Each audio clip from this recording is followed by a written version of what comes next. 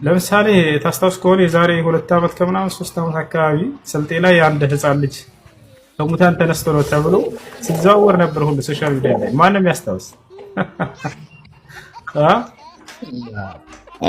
እንደ ሙዚየም እኮ አንድ ቤት ራሱ ዘግተውበት ትዝ ይለኛል። አዎ ይሄ ልጅ ከሙታን ተነስቶ ነው ተብሎ ወላሂ እየተወራ ነበር። እኔ በጣም በሶሻል ሚዲያ ላይ በጣም እንትን ተብሎ ማለት ነው። ስልጤ ሀገር ላይ ከሙታን ተነስቶ ነው ይሄ ልጅ ምናምን ተብሎ ማለት ነው። ሞትን ድል አድርጎ የተነሳ ሰው ምናምን እየተባለ 3 ቀን ከነግቱ ምናምን ምድር ላይ ቆይቶ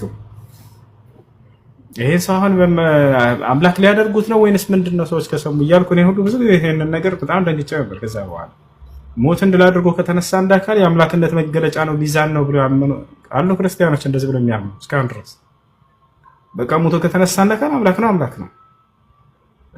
ለዚህ ምስክሩ ምንድነው? ኢየሱስ ክርስቶስ ሞቶ ለመነሳቱ ሲነሳ ያየው አለ ወይ? ሐዋርያቶች ላይ የለም። እሺ የአምላክነት ሚዛን ነው ብሎ ያስተማረው ማን ነው? መሞትን የአምላክነት ሚዛን ያደረገው ማን ነው? መሞት እኮ የፍጡርነት መመዘኛ እኮ ነው። ምክንያቱም እኔም አንተም አንቺም ምን ሞታለን። ይሄ የፍጡርነታችን መገለጫ ነው። ገብታችኋል አይደል? እንደው ተነሳ በሚለው ብንሄድ እንኳን ኢየሱስ ክርስቶስን ማን ያስነሳው?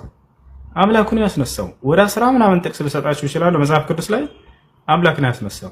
አንዲት ቦታ ላይ ሞትን ድል አድርጎ ተነስቷል የሚል የለም። ማን ያስነሳው ከተባለ አምላኩን ያስነሳው። ገብታችኋል አይደል?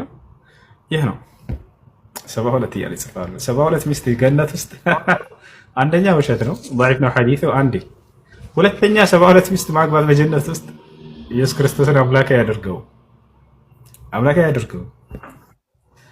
ገብታችኋል? ስለ አላህና ስለ መልእክተኛው አያችሁ አይደል? የክርስትና መሰረታዊ ጉዳይ እያነሳላቸው 72 ይላሉ። ምን ያክል ራሳቸው እንደሸወዱ ወላሂ ላዝ። አሁን 72 የምሉት ውሸት እንደሆነ ላሳያቸው አንድ ጊዜ እዚህ ውስጥ ልባቸውን ቁርጥ አድርግላችሁ። 72 ሚስት የሚሏችሁ እናንተን አይምሯቸውን ለመድፈን የሰጧቸው ይሆናል። ውሸትና ቅጥፈት ነው።